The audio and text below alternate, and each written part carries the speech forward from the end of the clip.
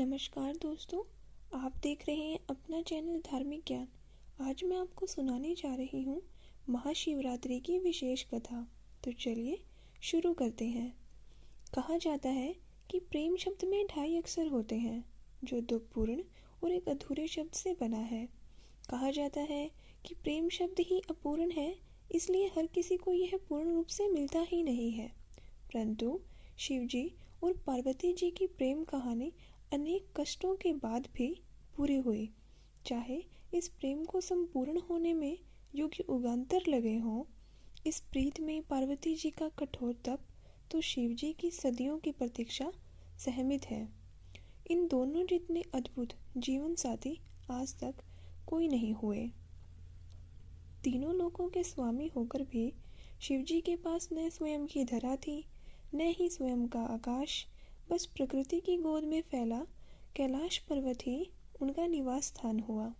और दूसरी ओर पार्वती हर जन्म में राजकुमारी या बड़े घर की कन्या हुई। फिर भी उन्होंने अपने जीवन में शिवजी से अधिक किसी को नहीं चाहा और न ही किसी को प्रेम किया। शिवजी की सकल सृष्टि के स्वामी, परंतु अज्ञानियों की दृष्टि में एक अघोरी से ज़्यादा कुछ नहीं। पर उस दिव्य सर्वरूपा देवी ने शिवजी को जो पूर्णता दी, उससे वे देवों के देव महादेव बन गए। पुराणों में वर्णित है कि पार्वती जी ने शिवजी की अर्धांगिनी बनने के लिए 108 बार जन्म लिया था। अंतिम 108वीं बार वे पार्वती जी बने। पार्वती जी के स्वरूप से पहले उनका जन्म दक्ष प्रजापति की कन्या के रूप में हुआ था। तब उस जन्म में भी उन्होंने प्रेम से वशीभूत होकर शिव संग प्रेम विवाह किया। परंतु उनके पिता प्रजापति की इच्छा रही थी कि सती विष्णु जी को वरण करे, ताकि वे सब प्रकार के वैभवों से युक्त व प्रसन्न रहे। पर सती तैयार न हुई, बल्कि उन्होंने घोषणा कर दी कि मेरा वास्तविक सुख तो महादेव हैं। सती रूप में शिवजी की भक्ति की दृढ़ता से उन्हें पति के रूप में पाया। इसी बात से दक्ष प्रजापति शिवजी के विरोधी बन गए और अपना सबसे बड़ा शत्रु अपने ही जमाता अर्थात शिवजी को मान।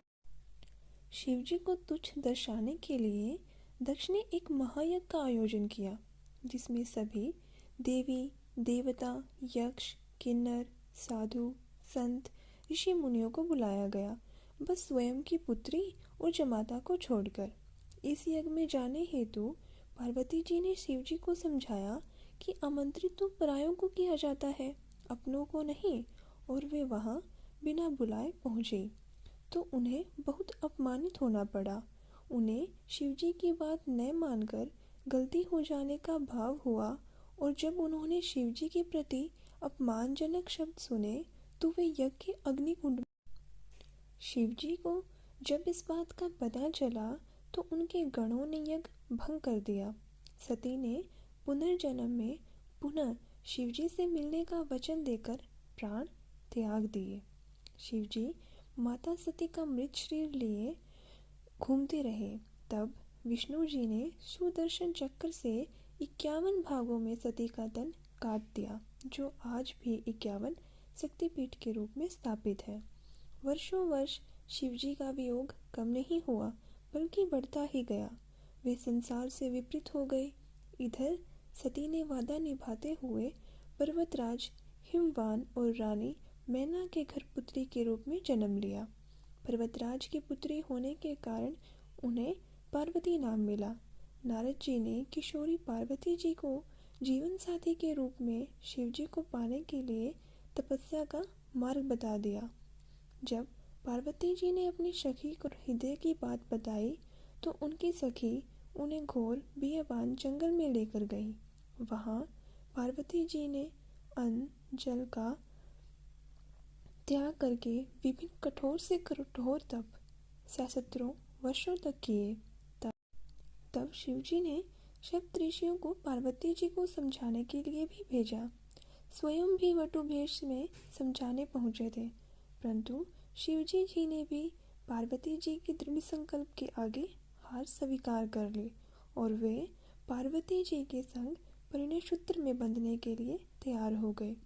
इस वचन को शिवजी ने फागुन मास कृष्ण पक्ष की चतुर्दशी अर्थात शिवरात्रि पर पूर्ण किया। शिव और शिवा का महामिलन शिवरात्रि को हुआ, इसलिए यह दिन महाशिवरात्रि बन गया। कितनी कठिनाइयों को सहन करते हुए महलों की राजकुमारी पार्वती जी पर्वतवासिनी बन गई। पार्वती जी ने एक बार के लिए भी अपने घर की इच्छा नहीं की। शिवजी ने उन्हें लंका बनाकर भी दे दी।